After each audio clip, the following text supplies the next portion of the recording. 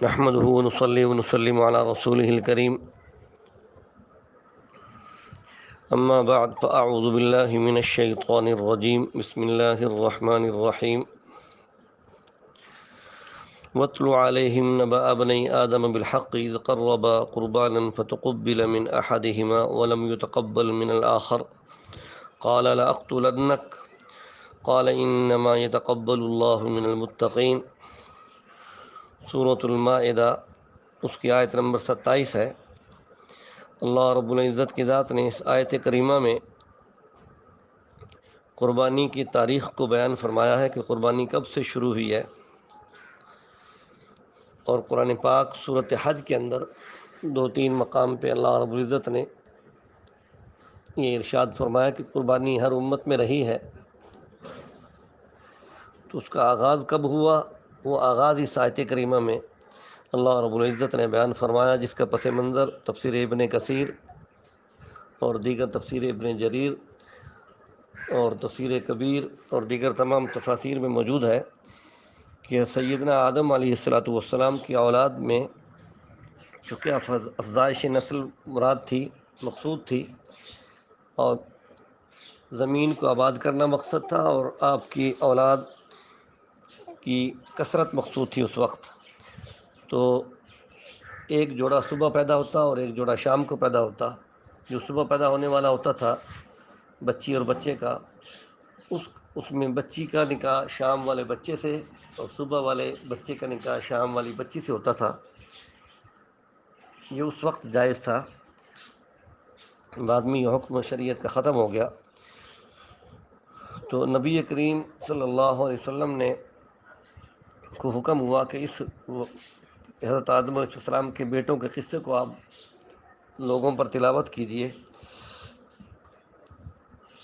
جس وقت کہ ان دونوں نے قربانی کی۔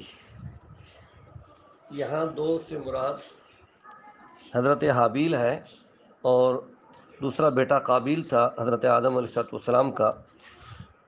جب شادی کی ترتیب بنی تو حضرت آدم علیہ السلام نے فرمایا کہ جو صبح والی بچی ہے وہ شام والے بچے کے ساتھ اس کی شادی ہوگی، اور صبح والے بچے کی شام والے بچی سے شادی ہوگی، یعنی قابیل کے ساتھ جو بچی پیدا ہونے والی تھی وہ حابیل کو ملے گی۔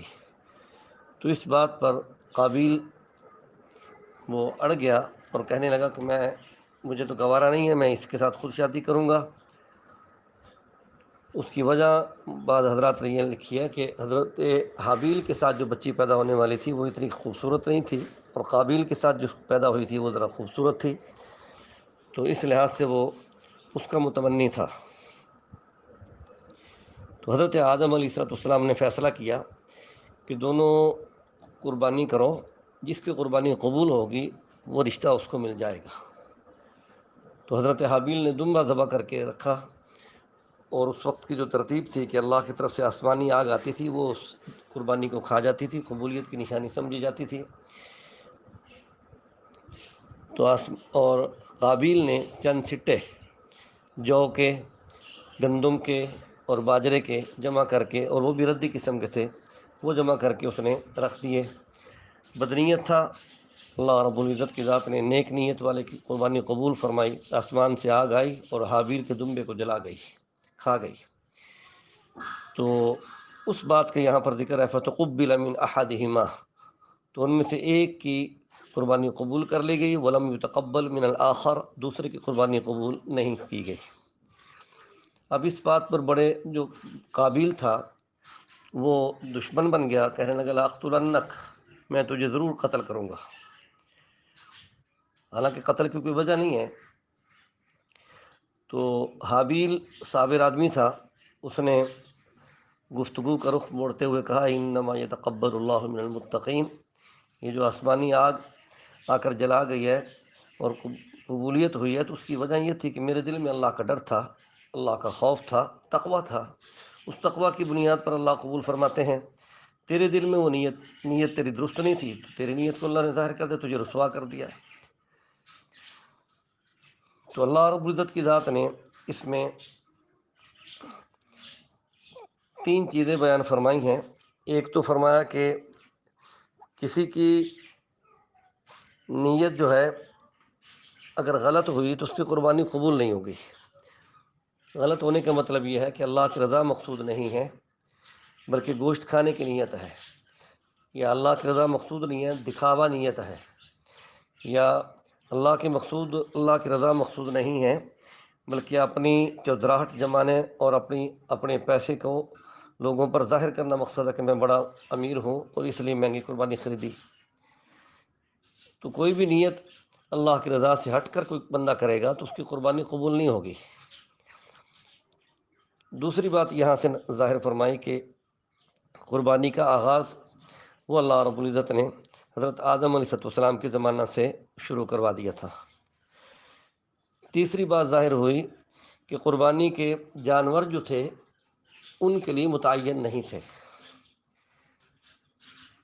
ایک نے دمبا ذبح کیا اور دوسرے نے پیداوار کی جنس جو تھی وہ اللہ کے سامنے بطور قربانی کے رکھ دی۔ تو اس میں علماء کرام نے اب اس امت کی قربانی اور پہلی امتوں کی قربانی میں چند فرق بیان فرمائے ہیں، 4 فرق بیان ہوئے ہیں۔ ایک فرق تو یہ ہے کہ ان پہلی امتوں کے لیے جانور متعین نہیں تھے، وہ کسی بھی جانور کی اور کسی بھی جنس کی پیداوار کی قربانی اللہ کے راستے میں دے لیتے تھے۔ ہمارے لیے جانور متعین ہیں، 8 قسم کے جوڑے، 4 قسم کے جوڑے ہیں، 8 جانوروں پر مشتمل ہیں۔ قرآن پاک کی آیت بھی ہے ثمانیۃ ازواج، اس حوالے سے کہ اونٹ نر و مادہ، گائے نر و مادہ، اس کے اندر بھینس بھی شامل ہے، اور بکری نر و مادہ اور بھیڑ دمبا نر و مادہ، یہ 4 جوڑے ہیں اور حقیقت میں 8 جانور بنتے ہیں۔ گائے کی قسم میں محدثین، مفسرین اور متکلمین اسلام نے حضرت علی رضی اللہ تعالیٰ عنہ کے فتوے کے مطابق بھینس کو، کٹے کو بھی گائے کی قسم میں شامل کیا ہے۔ مشکات شریف صفحہ 127 کتاب الاضحیہ، اس کے حاشیے میں جہاں عمروں کا ذکر کیا ہے تو وہاں گائے کے ساتھ بھینس کو بھی ذکر کیا اور کہا گیا الجاموس نوع من البقرہ، کہ بھینس گائے کی قسم میں شامل ہے۔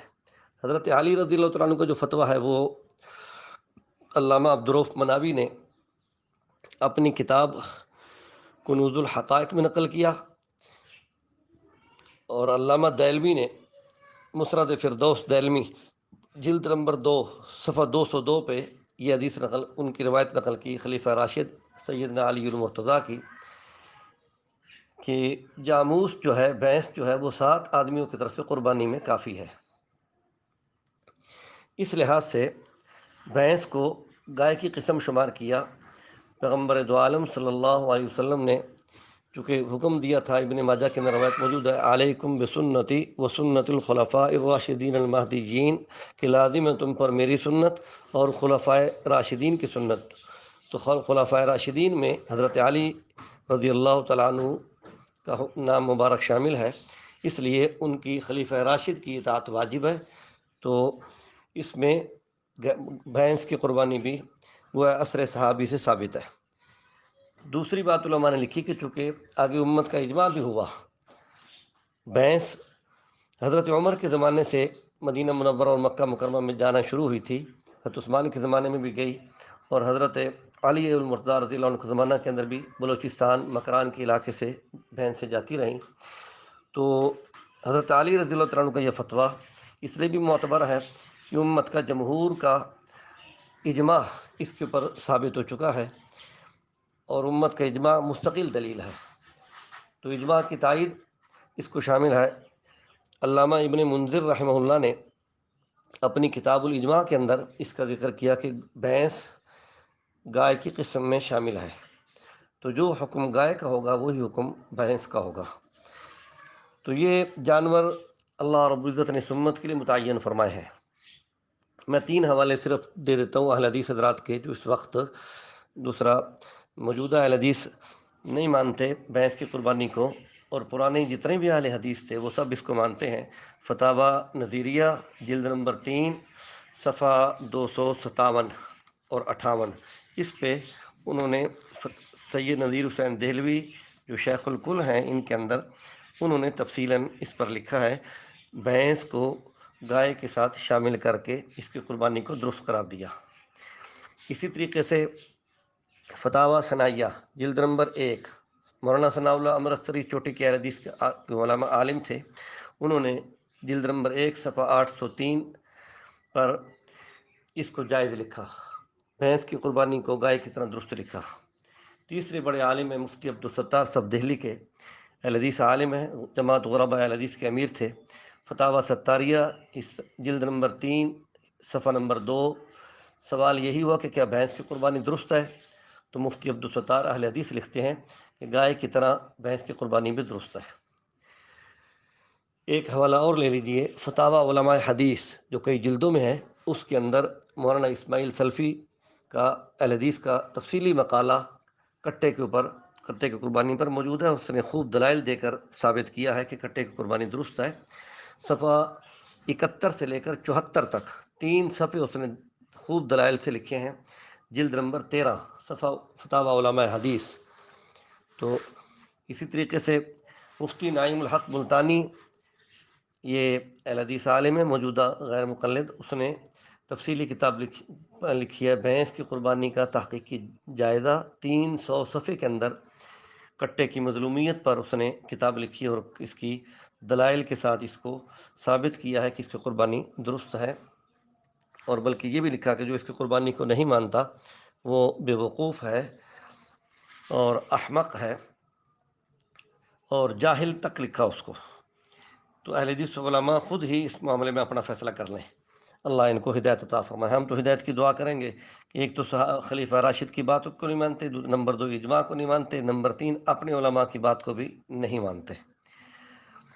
مبارک و اہل سنت کو جو صحابہ اکرام کی اتباع میں بھینس کی قربانی کو بھی درست سمجھتے ہیں اور اجماع امت کی اتباع میں بھینس کی قربانی کو درست سمجھتے ہیں، اور ہندوستان کے جتنے علماء اہل حدیث گزرے ہیں انہوں نے بھینس کی قربانی کو درست قرار دیا، تو ان کی تحقیق کو بھی اس معاملے میں انہوں نے ہمارے حضرات نے لیا ہے۔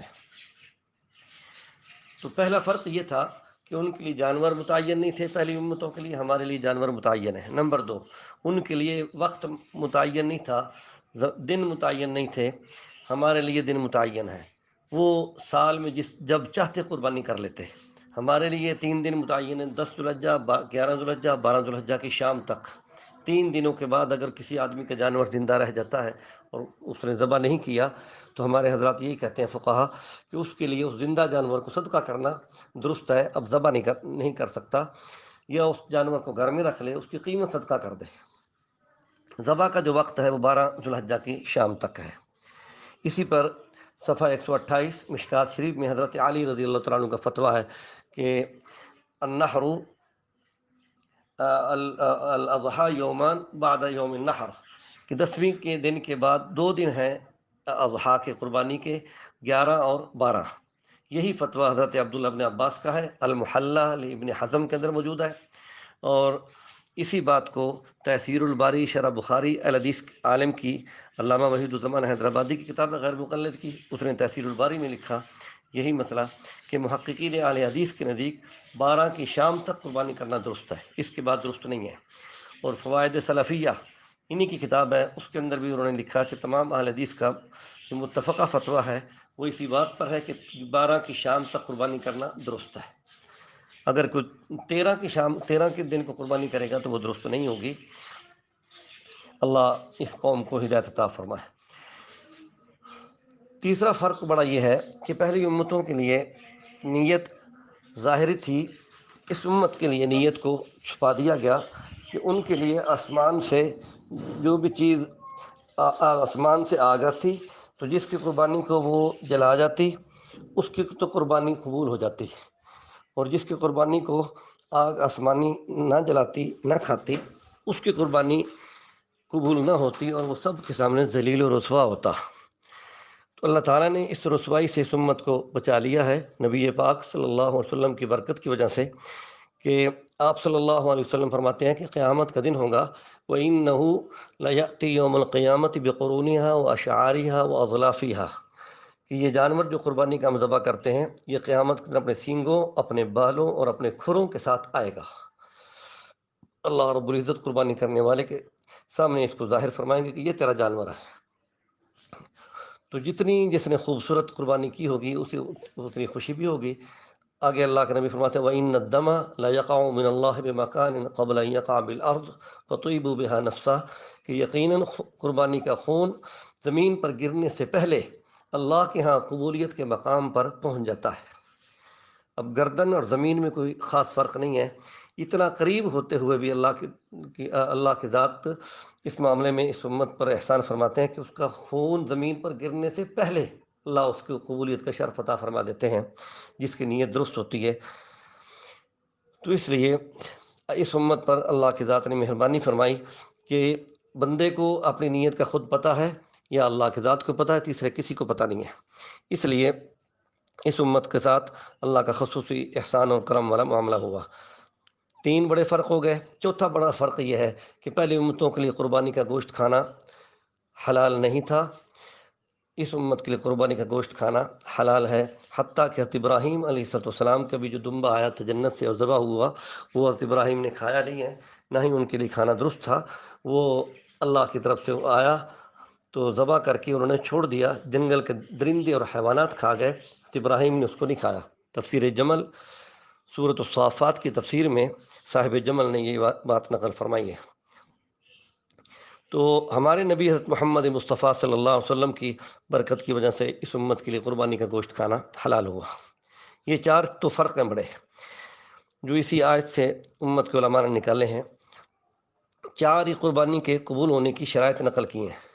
نمبر 1 عقیدہ صحیح ہو، نمبر 2 نیت صحیح ہو، نمبر 3 حلال رقم سے جانور خریدا گیا ہو، حرام سے نہ خریدا گیا ہو، نمبر 4 ذبح سنت کے مطابق ہو۔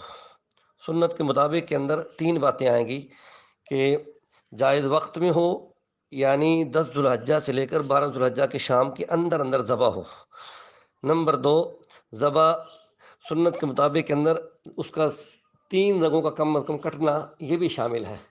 4 رگیں کٹ جائیں تو بہت اچھا، ورنہ 3 رگوں کا کٹنا اس کے حلال ہونے کے لیے ضروری ہے اور قربانی کے ہونے کے لیے بھی ضروری ہے۔ تو جانور کی 2 رگیں سامنے ہوتی ہیں، ایک سانس کی نالی اور ایک غذا کی نالی، اور دو رگیں سائڈوں پر ہوتی ہیں، دائیں اور بائیں گردن کے، وہ دونوں خونی رگیں ہوتی ہیں۔ تو اس لیے جب چھری کے ساتھ ذبح کیا جائے تو اس وقت اس بات کا لحاظ رکھا جائے درمیان والی 2 سامنے نظر آتی ہیں باقاعدہ، اور دائیں اور بائیں والی نظر نہیں آتی اتنی خاص، تو خون کا برل جب فارا پھوٹتا تو بھی محسوس ہو جاتی ہیں۔ تو اس لیے اچھے طریقے سے اس بات کی تحقیق کر لیجیے کہ رگیں کٹ گئی ہیں۔ اور تیسری بات اس کے اندر یہ ہے کہ نماز عید الاضحیٰ پڑھنے کے بعد قربانی کی جائے۔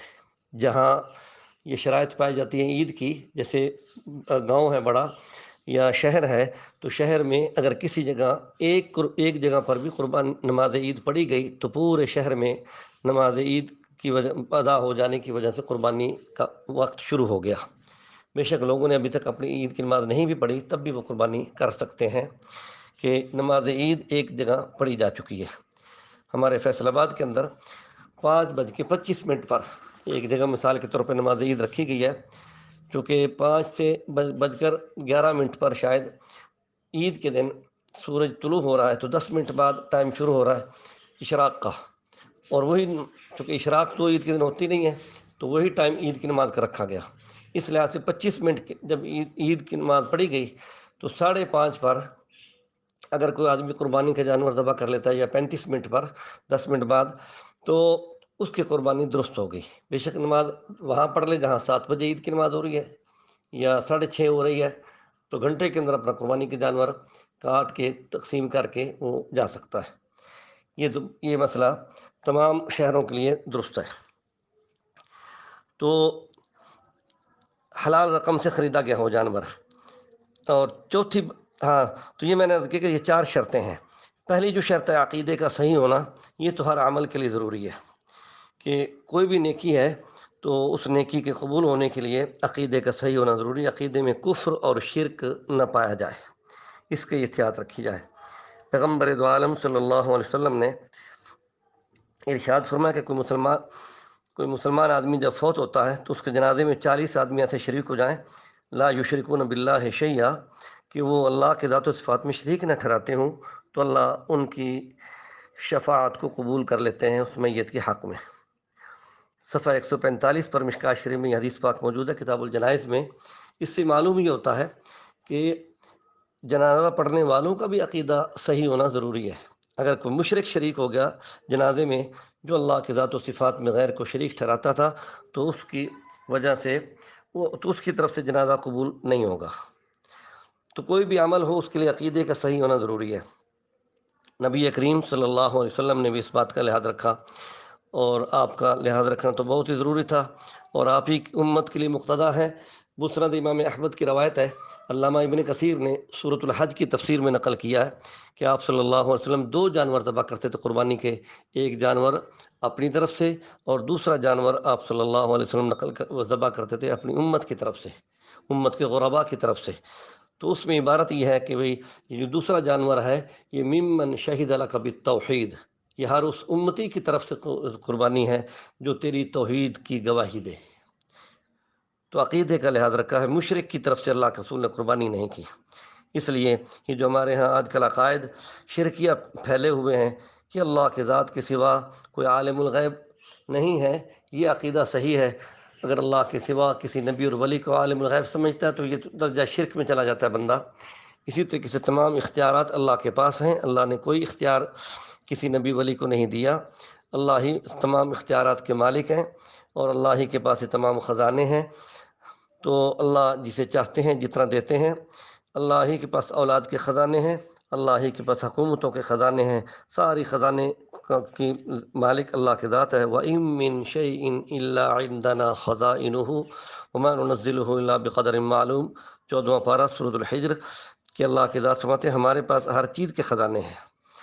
تو اس لیے کسی نبی ولی کو خزانوں کا مالک سمجھنا یہ جائز نہیں ہے۔ تو عقیدے کا صحیح ہونا، میں نے عرض کیا کہ ہر عمل کے لیے کو قبول ہونے کے لیے شرط ہے۔ نمبر 2، نیت صحیح ہو۔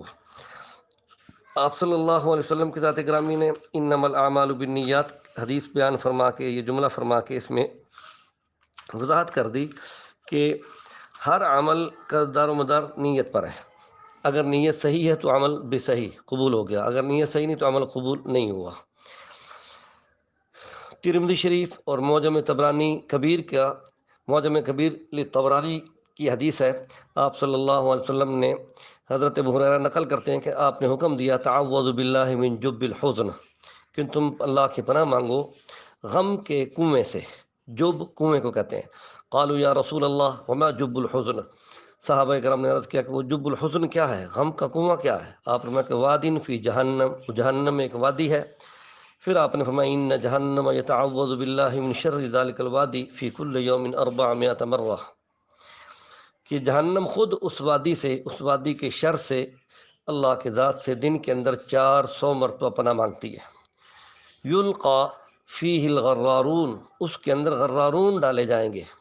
سوال کیا گیا قیل یا رسول اللہ ومن الغرارون، کہ اللہ کے رسول غرارون کون ہے؟ آپ نے وضاحت فرمائی المراؤون باعمالہم فی دار الدنیا، کہ غرارون سے مراد وہ لوگ ہیں جو دنیا کے اندر اپنے اعمال دکھاوے کے لیے کرتے تھے۔ اس لیے جو لوگ قربانی دکھاوے کے لیے کرتے ہیں ان لوگوں کی قربانی درست نہیں ہوتی، اور ان کی وجہ سے دوسروں کی قربانیاں بھی خراب ہوتی ہیں۔ علامہ شامی رحمۃ اللہ علیہ نے فتاوی شامی میں لکھا ہے کہ جو آدمی قربانی کا گوشت کھانے کی نیت کرے گا 7 آدمیوں میں سے، نیت سے شریک ہوا تو باقی 6 کی قربانی بھی ناجائز ہو جائے گی۔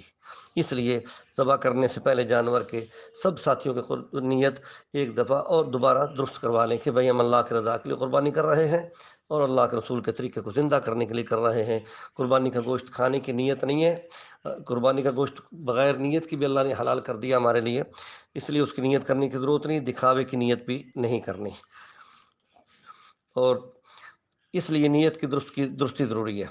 نمبر 3، حلال رقم سے جانور خریدا گیا ہو۔ ترمذی شریف میں حدیث پاک ہے ان اللہ طیب لا یقبل اللہ الا طیبا، اللہ پاک ہیں اور اللہ پاک کو قبول فرماتے ہیں۔ تو حرام رقم ناپاک ہے، تو ناپاک رقم اللہ کے یہاں قبول نہیں ہوتی، اس لیے جانور قربانی کا حرام رقم سے خریدا گیا تو قبول نہیں ہوگا۔ نمبر 4، ذبح جائز وقت میں ہو، صحیح ہو، سنت کے مطابق ہو تو وہ قبول ہوگا۔ وہ میں نے تینوں وجہ پہلے عرض کر دی ہیں، تین صورتیں بیان کر دی ہیں۔ جبکہ شیعہ لوگ جو ہیں وہ شہروں کے اندر بھی جہاں نماز عید ہوتی ہے وہاں بھی نماز عید سے پہلے قربانی کر لیتے ہیں۔ انہوں نے اہل سنت والجماعت کی مخالفت کرنی ہے اور پیغمبر دو عالم صلی اللہ علیہ وسلم کی مخالفت کر کے ان لوگوں کا دین ثابت ہوتا ہے۔ ان کے دین کا مقصد یہ ہے کہ اللہ کے رسول کے طریقوں کی مخالفت کرو۔ اس میں ایک بڑی اہم دلیل اور بھی ہے کہ ان کی شیعہ کی کتب میں ہے کہ خصی جانور کی قربانی نعوذ باللہ جائز نہیں ہے، جبکہ اہل سنت والجماعت کا معتبر فتاوی عالمگیریہ اس کے اندر صاف لکھا ہوا ہے کہ خصی جانور کی قربانی افضل ہے۔ کیوں افضل ہے؟ دلیل یہ ہے کہ نبی پاک صلی اللہ علیہ وسلم نے جو ہر سال 2 چھترے کیے، 2 دمبے جو 2 مینڈے فرمایا ذبح کرتے تھے سینگوں والے، وہ دونوں خصی ہوتے تھے۔ تو نبی کریم صلی اللہ علیہ وسلم، امت میں نبی اعلیٰ ہوتا ہے، نبی کا ہر عمل اعلیٰ ہوتا ہے، نبی کا جانور بھی اعلیٰ، تو خصی جانور کی قربانی اعلیٰ قربانی سمجھی گئی۔ آج بھی اس لیے فقہا نے لکھا کہ خصی قربانی اعلیٰ ہے کہ اللہ کے نبی نے وہ قربانی اس جانور کی قربانی پسند فرمائی۔ باقی جانوروں کی قربانی جائز ہے جو خصی نہیں ہے، افضل ہے کہ خصی ہو۔ تو اہل سنت والجماعت کو مبارک ہو جنہوں نے اللہ کے رسول کے طریقے کو زندہ کیا اور خصی جانور کی قربانی کو دوسرا اپنے لیے افضل سمجھا۔ اور شیعوں کے لیے نامبارک ہے کہ انہوں نے اللہ کے رسول کی قربانی پر بھی اعتراض کر دیا۔ بہرکیف اللہ رب العزت کی یہ ترتیب ہے کہ اپنے محبوب کے طریقے پر اپنے محبوب لوگوں کو ہی چلنے دیتا ہے، مبغوض کو اللہ اپنے محبوب کے طریقوں پر نہیں چلنے دیتے۔ اللہ ہماری قوم کی حفاظت فرمائے۔ تو قربانی کا جانور جو ہے، اس جانور کے کو بازاروں میں پھرانا، اس کو چرانا، اس کے ساتھ محبت کرنا، یہ سنت ہے۔ حضرت عبداللہ ابن عمر رضی اللہ تعالیٰ عنہ صحابی رسول ہیں، ان کا واقعہ شیخ الحدیث مولانا محمد زکریہ رحمہ اللہ نے اوجز المسالک شرح موطا ممالک جلد نمبر 4 صفحہ 219 پر لکھا ہے۔ اور یہی واقعہ علامہ عینی نے شرح بخاری میں عمدۃ القاری میں لکھا کہ حضرت عبداللہ ابن عمر اپنے جانور کو اپنے غلام کے ہاتھ فرماتے کہ اس کو لے جاؤ اور مدینہ کے گلیوں میں پھراؤ، بازاروں میں پھرا کر اعلان کرو کہ یہ عبداللہ ابن عمر کی قربانی ہے۔ یعنی قربانی کی تشہیر کرنا یہ بھی دوسرا، اور اس کا قربانی کے جانور کو لوگوں کو دکھانا یہ بھی ثواب کا کام ہے، یہ گناہ کا کام نہیں ہے۔ چھپا کر رکھ لینا مناسب نہیں، لوگوں کو بتاؤ کہ میری واجب قربانی کا جانور یہ ہے۔ دوسری بات کہ لوگ کہتے ہیں جی مہنگا جانور قربانی کا جانور نہیں لینا چاہیے، یہ بات بھی غلط ہے۔ جس آدمی کے پاس پیسے ہیں اور اللہ نے اس کو ارب پتی بنایا تو وہ لاکھوں کا جانور لے لے تو کوئی گناہ نہیں ہے، ثواب ملے گا۔ نبی پاک صلی اللہ علیہ وسلم کی حدیث ہے، حضرت ابو الاسد سلمی نقل کرتے ہیں کہ ان افضل الضحایا اغلاها واسمنها، کہ بے شک قربانیوں میں افضل ترین قربانی جو مہنگی ہو اور زیادہ موٹی ہو۔ صحیح بخاری شریف میں حدیث پاک ہے صفحہ 832 پہ کتاب الاضاحی کے اندر کہ صحابہ کہتے ہیں کہ کننا نسمنو، ہم جانوروں کو موٹا کرتے تھے، اور مدینہ منورہ کے لوگ بھی اپنی قربانیوں کو موٹا کرتے تھے۔ تو جتنی قربانی موٹی تازی ہوگی اور مہنگی ہوگی اور پھر خصی ہو تو کیا ہی بات ہے، وہ سونے پر سہاگا ہے۔ اسی طریقے سے ایک بات یہ نقل کی جاتی ہے کہ بھئی گھر کے سربراہ پر قربانی ہے، اس کے علاوہ جو بچے ہیں بچیاں ہیں جن کے پاس زیورات ہیں یا جن کی ملکیت میں 82,000 روپے سے زیادہ مالیت موجود ہے، ان پر قربانی نہیں ہے۔ تو یہ بات غلط ہے، درست نہیں ہے۔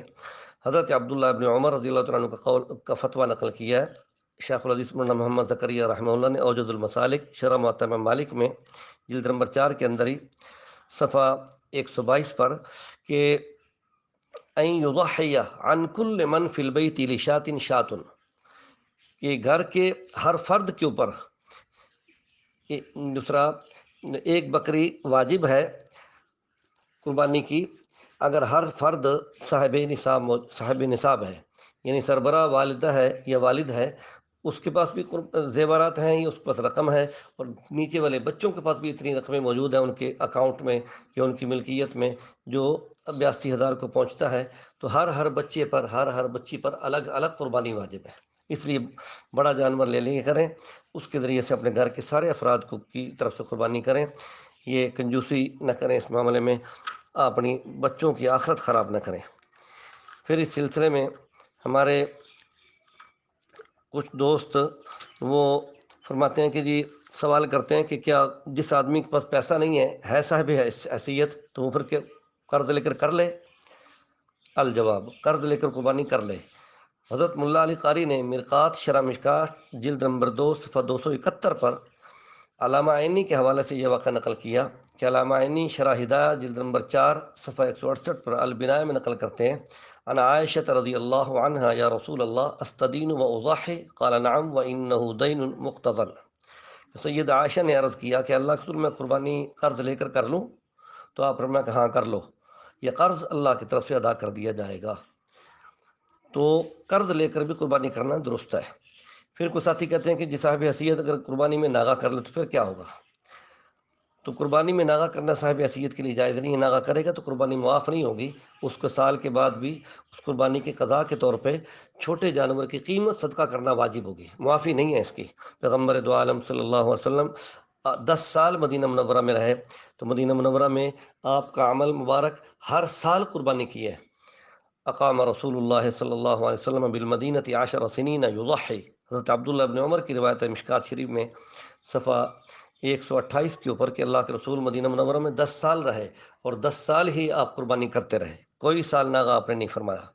اس لیے صاحب حیثیت لوگوں کو شرم کرنی چاہیے اور اپنی قربانیوں کو کرنا چاہیے پورے وقت پہ، اور قربانی کرتے وقت یہ ذہن میں رہے کہ ہم نے اللہ اور اس کے رسول کو راضی کرنا ہے، اور اسی سلسلے میں ہم یہ قربانی کر رہے ہیں۔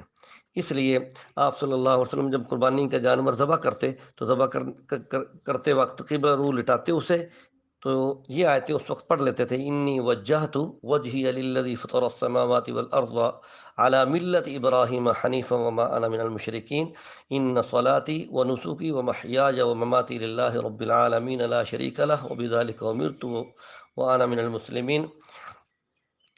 یہ مشکات شریف صفحہ 128 کے اوپر بھی یہ آیتیں موجود ہیں، اور جمع الفوائد جلد نمبر 1 صفحہ 204 پر بھی موجود ہیں۔ ان کے اندر یہی ہے کہ میں اپنا چہرہ اس ذات کی طرف متوجہ کرتا ہوں جس نے آسمان و زمین کو پیدا کیا، اور ملت ابراہیم کے مطابق میں اس کو دوسرا قربانی کو ذبح کرتا ہوں۔ وما انا من المشرکین، میرا تعلق مشرکین سے نہیں ہے، موحدین توحید پرستوں سے ہے۔ بے شک میری نماز، میری قربانی، میرا جینا، میرا مرنا اللہ رب العالمین کے لیے ہے جس کا کوئی شریک نہیں، مجھے اسی کا حکم دیا گیا اور میں مسلمانوں میں سے ہوں۔ تو آخری وقت تک اپنے عقیدے، اپنی نیت کی اصلاح کرتے رہنا چاہیے۔ اللہ ہمیں اچھا جانور خریدنے کی توفیق عطا فرمائے، اور جذبہ اور شوق کے ساتھ قربانی کرنے کی توفیق عطا فرمائے، اور اس عشرے کی راتوں اور دنوں کی قدر کرنے کی توفیق عطا فرمائے۔ میں ایک حدیث سنا کے بعد مکمل کرتا ہوں۔ ترمذی شریف کے اندر حدیث موجود ہے اور مشکات شریف کے اندر بھی موجود ہے۔